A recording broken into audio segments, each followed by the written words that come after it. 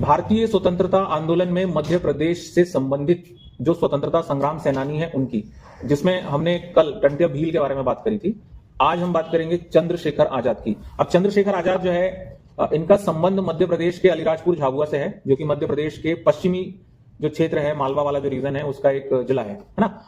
आज के समय में अब जो झाबुआ है वो झाबुआ ना रह करके दो डिस्ट्रिक्ट्स में डिवाइड हो गया है। उत्तरी जो भाग है वो झाबुआ और दक्षिणी जो भाग है वो है Alirajpur.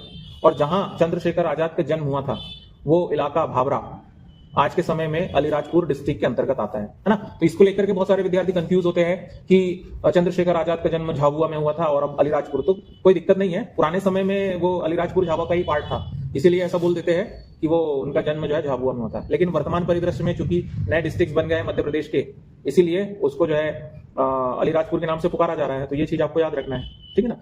Hindustan Republican association of India नाम का एक जो है राजनीतिक संगठन इन्होंने बनाया था, और ये जो संगठन है इसमें बड़े बड़े क्रांतिकारी जुड़े थे। मैंने आपको ये भी बताया था, जिसमें कि चंद्रशेखर आजाद के साथ मुख्य रूप से जो जुड़ने वाले बड़े क्रांतिकारी थे उसमें भगत सिंह, राजगुरु, सुखदेव, है ना। ये 3-4 लोग और भी अदर जो है मेंबर्स इसमें जो है शामिल थे। चंद्रशेखर आजाद के नेतृत्व में भगत सिंह सारे जो है जो एक्टिविटी है उसको जो है संचालित कर रहे थे।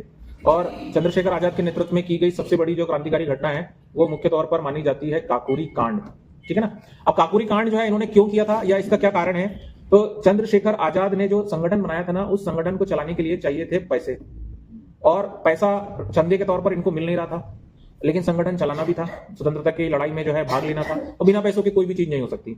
तो इसीलिए इन्होंने जो है ब्रिटिश खजाने की जो ट्रेजरी होती है, ट्रेजरी समझते हैं जहां पर सरकार का जो कलेक्टेड जो पैसा है जाकर जमा हो जाता है, उस पैसे को ट्रेन से चोरने का या जो है लूटने का एक प्लान बनाया।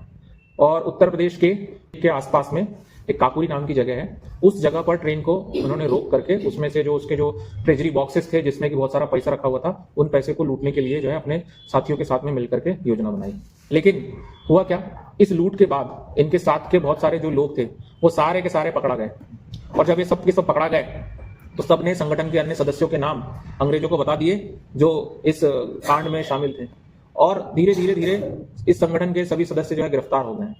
चंद्रशेखर आजाद एकमात्र ऐसे व्यक्ति थे जो संगठन को लीड करने के लिए बचे रहे, और उन्होंने जो अपने स्थान लगातार बदलते रहे।